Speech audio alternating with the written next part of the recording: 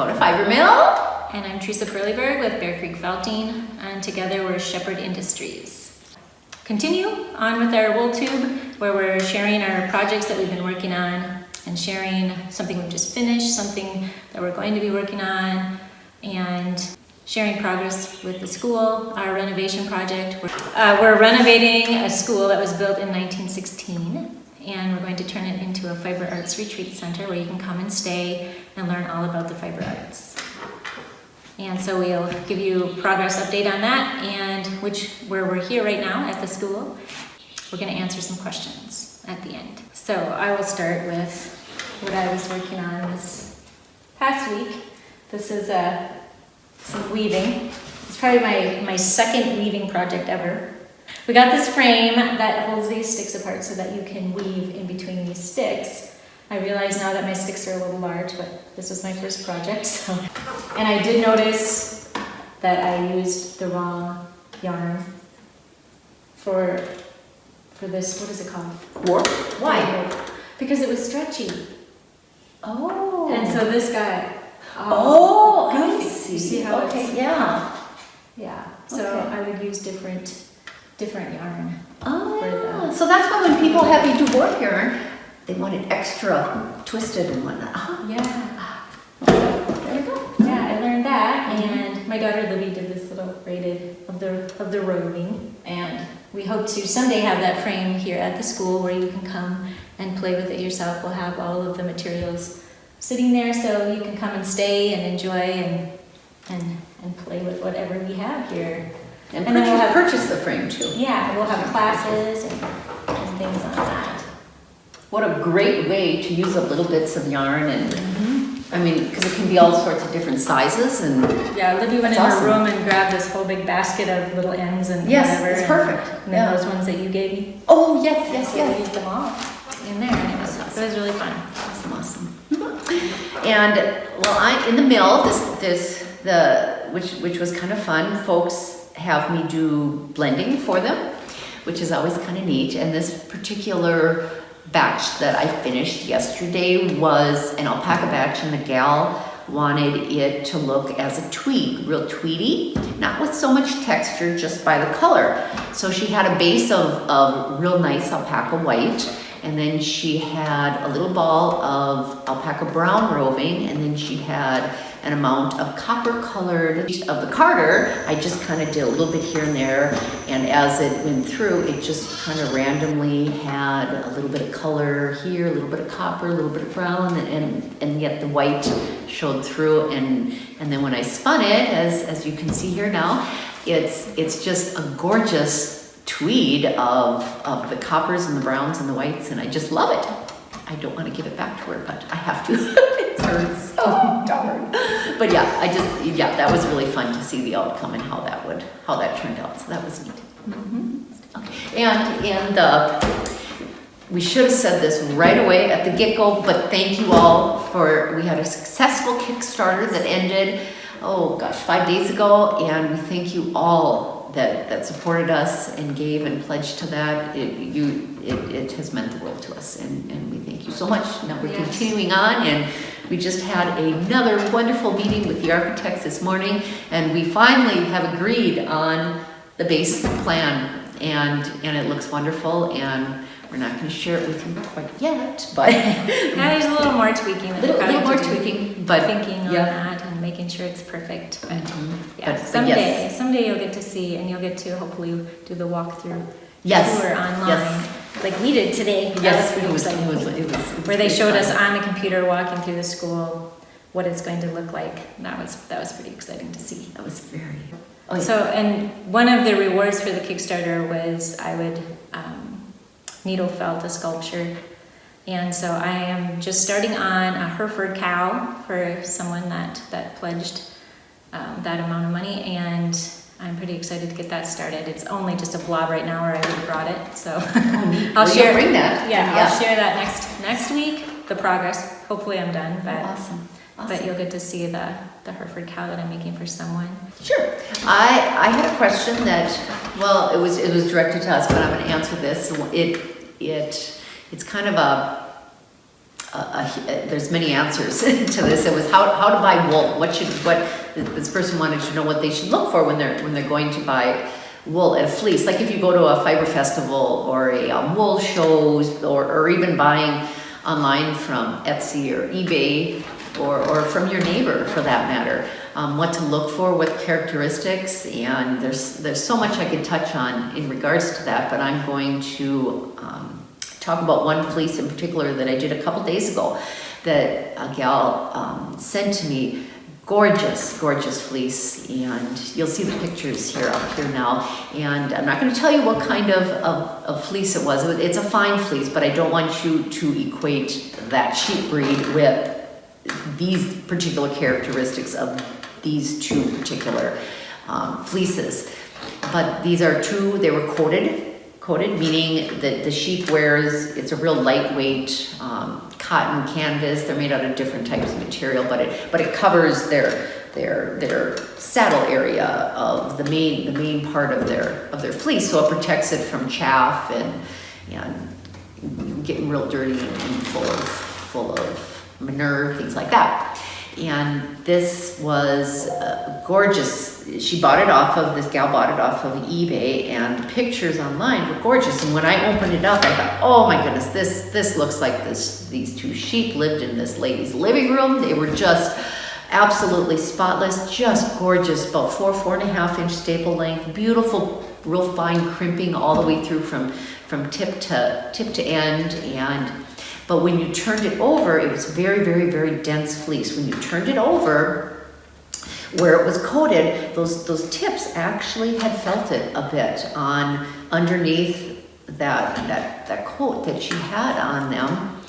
And it can even happen if they're not coated, where the tips, they get so dense, and just from rubbing on trees, just from getting in a hard rainstorm, for instance, if they're real fine fleece, those tips can actually start to felt a little bit. So if you take a bit of the fiber and just take, about a finger's width, and you pull those tips, they'll just come right off quite easily, and they'll come off in a little ball, or they'll come off in a tiny little 2 millimeter long piece.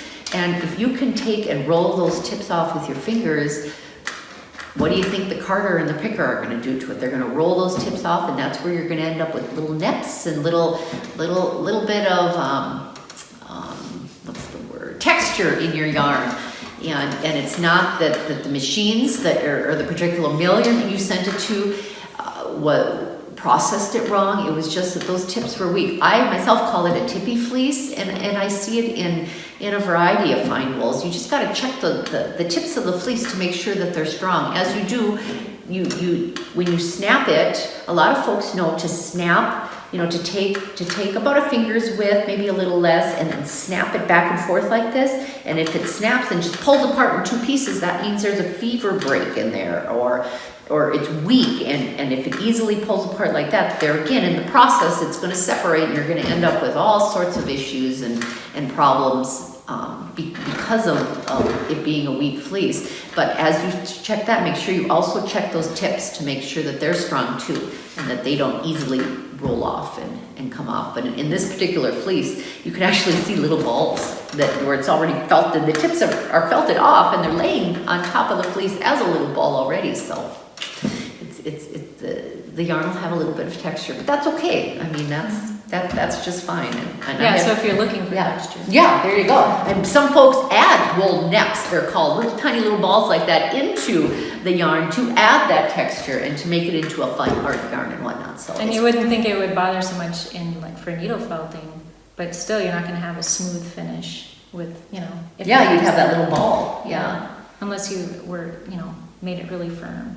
You might be able to get rid of that, but yeah, it's better not to stab the heck out of it. Could you stab it down into the? Yeah, but why would you want to if you didn't have to? Yeah, that's true.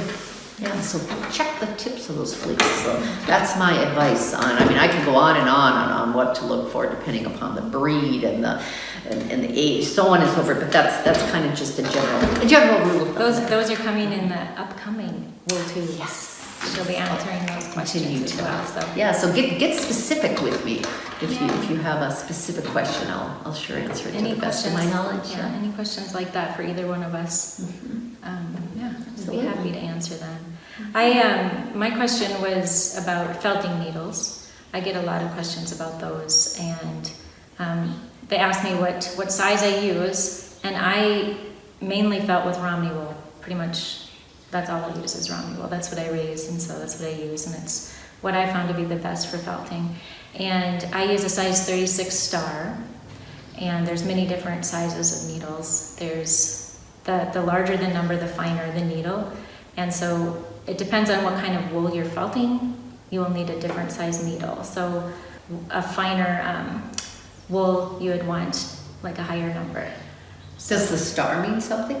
The star just has like how many barbs around where they're placed. So there's there's V ones, there's diamond or whatever, where there's a barb here, here, and here, where a star has many.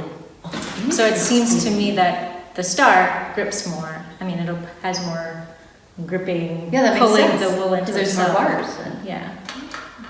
So that's been my favorite, the star. And the 36 seems to work the best.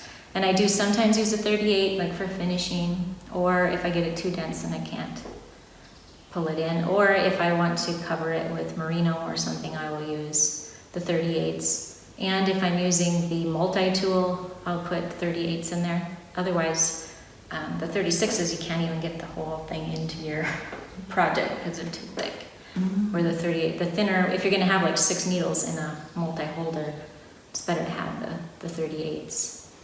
So those are the 2 that I use the most. And then I also get asked like how long, or many people don't realize that they wear out, and that you'll be felting for a couple months and you're wondering why it's so frustrating and you're not getting anywhere, and it's because it's not grabbing it anymore and pulling it in, and you just need to switch out and get a new needle.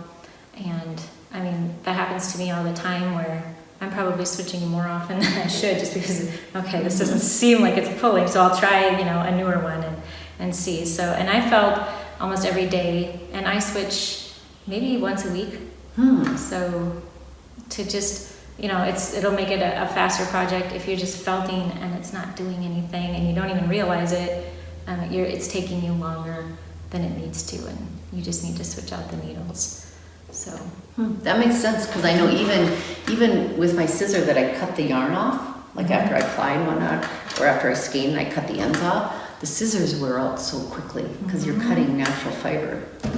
It would make sense because you're stabbing natural fiber. It's tough on those blades. Oh, interesting. Yeah, cool. So for more information on like Bear Creek Felting, go to bearcreekfelting.com. You can find both of us at gnomeschoolhouse.com. You can find all our products through gnomeschoolhouse.com under shop. Chris sells yarn and insoles, wool insoles, and which is all produced from local fibers. And I do needle felting kits, and I have an online needle felting academy where you can join, and you have access to all the courses after you join. You pay monthly, and they're all video courses, and you can ask me questions when you're in the academy. You pay monthly, and you can cancel at any time. So if you have a period of time where you don't think you'll have time to work on it, you can cancel and then rejoin later when you have more time. Because I know a lot of school teachers will join just for the summer, and then stop and then come back the next summer. So you can do that, and schoolhouse.com to find out how we're doing on our project. You can follow us on Facebook, Gnome Schoolhouse on Facebook.